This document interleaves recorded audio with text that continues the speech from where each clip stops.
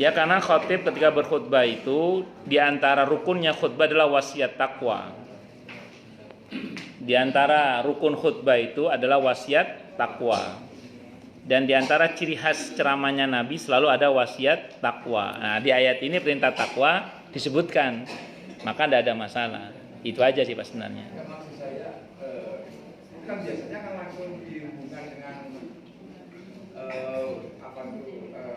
nasihat memperingatkan bid'ah itu adalah Itu tergantung penafsiran. hadisnya memang seperti itu. Boten. Yang saya tahu sih boten. Yang saya tahu ini memang Nabi itu kalau ceramah itu Nabi itu seringkali di antara wasiat beliau ya wasiat takwa itu. Nah, ayat-ayat tentang takwa itu dikutip. Salah satunya ya ini An-Nisa ayat 1 ini, Pak, di antaranya. Ya. Tidak ada tuntunannya, Pak. Loh tadi saya bilang, Nabi itu kalau ceramah itu selalu ada wasiat takwa. Nah, wasiat takwa itu kutipan ayatnya salah satunya yaitu, Pak. Jadi jangan ngeten. Ya, iya khutbah Jumat, termasuk ceramah-ceramah secara umum. Nabi itu selalu ada wasiat takwa. Nah, wasiat takwa itu kadang disampaikan dalam bentuk ayat. Salah satu ayatnya tadi surah An-Nisa ayat 1. Gitu loh, Pak. Paham nggak? Kenapa? Ada hadisnya di belakang itu. Maksudnya Bapak ini Innal hamdalillah nahmaduhu wa nasta'inu wa nastaghfiruh. Na'udzubillahi min syururi anfusina wa min sayyiati a'malina. May yahdihillahu fala mudilla lahu wa may yudlil fala hadiyalah. Asyhadu an la ilaha illallah wahdahu la syarikalah wa asyhadu anna Muhammadan abduhu wa rasuluhu la nabiyya ba'dah. Baru berselawat, baru ittaqullaha haqqa tuqati wa la tamutunna illa wa antum muslimun. Kadang pakai ittaqullaha dan seterusnya, pakai dari macam-macam tergantung ayat yang dikutip setelah itu. Yang penting wasiat takwa. Nah, para ulama itu memahami pidato Nabi itu tidak harus sebagaimana teks dari Nabi. Yang penting itu ada hamdalah, ada solawat untuk Nabi, ada wasiat takwa. Itu yang penting, Pak. Makanya kalau Bapak buka kitab-kitab para ulama terdahulu, tidak ada seorang ulama pun yang mewajibkan menggunakan redaksi Nabi. Tapi boleh menggunakan pada redaksi yang lain, tapi intinya harus sama spiritnya, yaitu spirit hamdalah, solawat, kemudian wasiat takwa. Itu yang saya tahu. Wallahu a'lam bisawab. Jadi ini kalau Bapak nanya dalil yang spesifik, saya tidak tahu. Saya tidak tahu. Ya, enggak. Ya itu hadis Nabi. Tapi tidak semua ulama selalu menggunakan itu, yang saya tahu. Itu kan salah satu dari redaksi pidatonya Nabi, bukan satu-satunya redaksi pidatonya Nabi, bukan. Itu salah satu redaksi dari pidatonya Nabi. Makanya saya bilang tadi, Nabi itu yang secara umum loh ya ini, untuk pidato itu hamdalah, solawat, wasiat takwa. Itu yang saya tahu. Bahwa kan Bapak nanya hadis berikutnya itu kan, ya itu nggak paket. Yang saya tahu itu salah satu dari ceramah Nabi, itu diantaranya mengutip hadis itu. Kalau mengenai ayat takwa itu Nabi bisa mengutip beberapa ayat terkait dengan wasiat takwa. Itu sih yang saya tahu ya. Wallahu a'lam bishawab. Ya.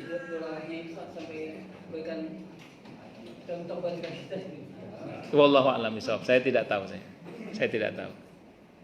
Ya, saya kira itu Pak nggih. Wallahu a'lam bishawab. Nggih Pak. Kalau masalah wasiatnya itu wasiat politik itu bagaimana? Ya kalau konteksnya bertakwa dalam berpolitik ya tidak apa-apa. Ya haruslah kan politik itu siasa itu bagian dari cakupan pembahasan dalam Islam. Seorang muslim tidak boleh berkata saya alergi politik, saya tidak mau berpolitik. Salah itu. Tidak berpolitik praktis silakan. Tapi berpolitik itu bagian dari ajaran Islam. Jadi orang Islam itu mesti ngerti politik, tidak boleh buta politik umat Islam itu. Ya, cuman tidak berarti kalau berpolitik lantas berpolitik praktis. Bisa dipahami ya. Nah, makanya kalau di tahun-tahun politik ini misalnya ada beberapa khotib yang berkhutbah tentang masalah politik.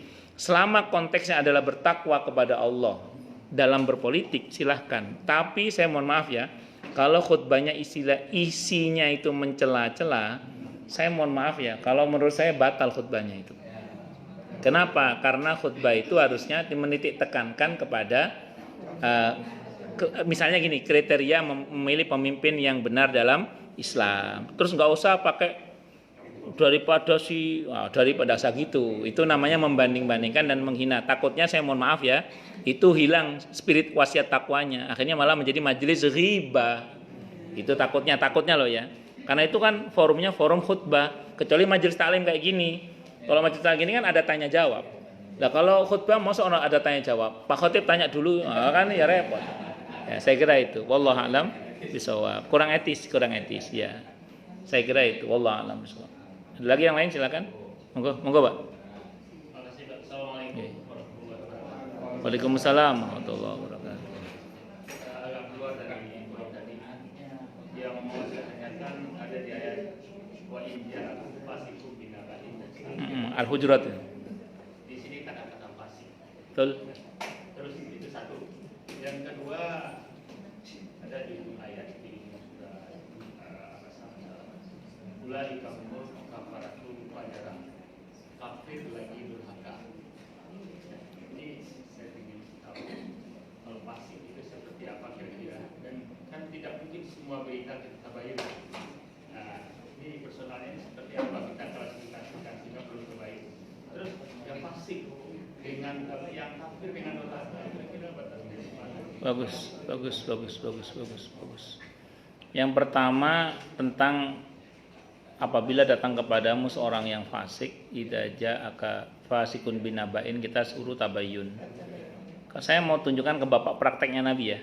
Prakteknya Nabi itu ketika yang datang kepada beliau seorang yang terpercaya sekalipun mengkhabarkan keburukan seorang muslim, itu Nabi tidak langsung percaya. Padahal yang datang itu orang yang terpercaya. Nabi masih tabayyun. Bapak sekali waktu baca sababun nuzul surah Al-Munafiqun. Surah Al-Munafiqun sababun nuzulnya itu ada seorang sahabat terpercaya, saya lupa namanya. Itu datang kepada Nabi melaporkan kemunafikannya Abdullah bin Ubay bin Salul. Ya Rasulullah, Abdullah bin Ubay bin Salul ini di hadapan Anda ngomong begini, nanti di luar dia ngomong lain lagi. Nabi itu nggak langsung percaya. Padahal yang lapor itu sahabat terpercaya. Kenapa? Karena Nabi itu berhati-hati jangan sampai menyematkan gelar buruk pada saudara sesama muslim yang berujung pada tuduhan yang akan membuat kita menyesal. Karena ternyata tidak benar tuduhan. Makanya Nabi tidak mau gegabah. Nabi panggil itu Abdullah bin Ubay bin Salul, dipanggil. Nabi tanya baik-baik, apa betul kamu begini. Kata Abdullah, oh enggak benar, yang bohong sahabat tadi itu. Anda tahu, Nabi percaya. Jadi terhadap verifikasinya Abdullah bin Ubay bin Salul, Nabi percaya. Cuman ini lanjutannya. Gara-gara Nabi husnudzon, padahal sebenarnya laporan sahabat tadi itu betul, maka Allah buka aibnya akhirnya kan. Allah permalukan dengan apa? Surah Al-Munafiqun. Nah, jadi kita ini kalau berbaik sangka pada seseorang dengan tetap waspada loh ya. Waspada dengan tetap baik sangka tapi tetap waspada. Kalau suatu saat yang bersangkutan berbuat yang tidak baik kepada kita, Allah akan berbuat sesuatu yang mengejutkan, yang akan menjadikan orang tersebut, naudzubillah min syarri dzalik, terbuka aibnya. Naudzubillah min syarri dzalik. Makanya kita ini terhadap berita-berita yang ada, kalau itu terkait dengan saudara kita sesama muslim, itu kita tidak boleh langsung percaya kalau itu berita buruk. Kecuali, karena nanti ayat itu terkait dengan dzon, persangkaan. Kecuali yang sifatnya hakul yakin, ainul yakin. Hakul yakin, ainul yakin itu apa maksudnya? Kasat mata kita melihat dan ada bukti realnya. Misalnya BBM naik diam-diam, kan kita semua tahu itu. Ya, udah terasa sekali. Misalnya ini contoh aja misalnya. Itu nggak usah tabayun, hakul yakin, ainul yakin. Ada orang malam-malam masuk ke pagar rumah Anda. Udah boleh suudon. Jelas maling, mencolotnya pagar kok. Itu hakul yakin, ainul yakin. Paham namanya? Ya jelas masalah lah. Bensin BBM naik 2000 terus turun cuma 200. Ya, paham? Ini saya nggak ngomong siapa-siapa loh. Saya cuma ngomong teori hakul yakin, ainul yakin. Oh, kalau kayak sekarang ini saya mohon maaf ya. Karena ada orang yang bilang itu seperti apa sekarang ini kita ini kayak milih kucing dalam karung. Enggak, kucingnya udah keluar semua kok. Kucingnya udah keluar semua. Hakul yakin, ainul yakin udah sekarang ini. Jadi ini yang kita tonton sekarang ini sudah hakul yakin, ainul yakin. Yang bodoh ya pamer kebodohannya, yang dungu ya pamer kedunguhannya, yang pongah ya pamer kepongahannya. Jadi sekarang ini sudah bukan lagi membeli kucing dalam karung. Kita ini kucingnya udah keluar dari karung, tinggal silakan nanti dipilih yang mana. Kita gitu aja lah saya kira. Wallahu alam bisawab. Lanjut silakan. Jangan tanya yang nyerempet-nyerempet lah. Ya kafaratul fajaro. Kalau kafaratul fajaro itu kafaro itu ya kafir, ya, orang yang menutup diri dari kebenarannya atau batrul hak menolak kebenaran. Nah, kalau fajaro itu orang kalau sampai dikenal sebagai orang yang fujur itu berarti ya jahat banget gitu loh. Jadi kalau gini, saya ingat sebuah hadis dalam kitab Riyadhus Shalihin itu. Tidaklah disebut sebagai pendosa. Pendosa namanya fajir, ya. Fajir itu pendosa. Tidaklah disebut sebagai pendosa orang yang sehari berbuat dosa 70 kali selama dia masih mau minta ampun pada Allah. Jadi intinya kalau fajaro itu ya dia berbuat jahat aja nggak pernah minta ampun sama Allah. Bahkan bisa jadi dia jahat nggak ngerasa jahat malah merasa baik. Nah, itu repot itu. Iya, salah nggak ngerasa salah, celakanya malah merasa benar. Itu seperti itu. Wallahu a'lam bishawab. Saya kira itu Pak nggih. Nggih. Nggih. Kalau kan ada juga yang tadi bahwa orang kalau tidak Jumat dan batas atau yang lain batas antara Islam dan kafir itu dilihat dari surat Isya dan salat subuhnya. Kafir juga kan. Iya, jadi dan kafir itu bertingkat. Yang salah, kafir itu bertingkat lah ya. Ada kafir milah, gaya hidup. Ada kafir nikmat, kufur nikmat. Yang paling bahaya itu kufur akidah. Kufur akidah itu yang paling berbahaya. Makanya kalau sampai kemudian kita ada istilah ketetapan hukum kafir itu bertingkat sebenarnya. Yang paling berat itu hukum kafir yang dinyatakan orang itu keluar dari Islam, itu hukum kafir yang paling berat itu. Nah, cuman ini kalau mau saya jelaskan diskusinya butuh 5 SKS. Saya kafir dikatakan itu dan ini kafir yang menolak kebenaran itu. Ya, wallahu a'lam bishawab. Kalau sudah kafaratul fajaroh, iya, batrul haq menolak kebenaran ini. Udah kafaroh, fajaroh juga. Nah, ya saya kira itu. Wallahu a'lam bishawab. Ada lagi yang lain? Silakan. Monggo. Yang lebih sepuh depan dulu ya. Lebih sepuh, monggo. Pak, mau tanya sedikit aja Pak. Monggo. Anas bin Malik itu anaknya 100 orang lebih, istrinya berapa orang? Saya tidak tahu. Berapa istri Anas bin Malik radhiyallahu anhu saya tidak tahu. Yang jelas dalam sirah itu putranya itu 100 lebih, ada yang mengatakan 114, 90 hafal Al-Quran, semua jadi ulama. Dan saya ulang, saya tidak tahu berapa istrinya. Wallahu a'lam bishawab. Monggo Bapak. Waalaikumsalam warahmatullahi wabarakatuh. Tahun politik ya. Mohon diulang Pak, mohon maaf. Bagaimana hukumnya kalau kita mencari orang non muslim? Ya kebuangetan. Kalau kita kalau pakai teori manusia saja, ya mosok mayoritas muslim milih wakil yang non muslim itu cek kebuangetan. Kayak gak ana wong Islam liyane ae. Iya. Ya. Sekarang saya cek paling banyak non muslim sekarang banyak gitu. Iya, tapi yang muslim kan juga banyak toh. Yang muslim juga banyak.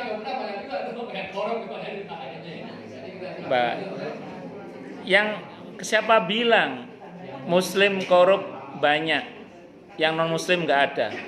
Nanti coba sekali waktu Bapak buka berita di internet daftar partai yang paling korup.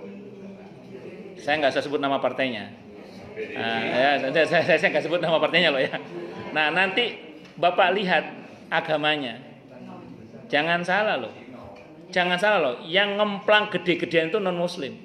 mulai dari zaman Pak Harto dulu sampai zaman sekarang sing ngemplang duitin negara sing paling wakah iki agamane di luar Islam. Nanti ayo kalau nggak percaya kita bukaan. Jangan salah.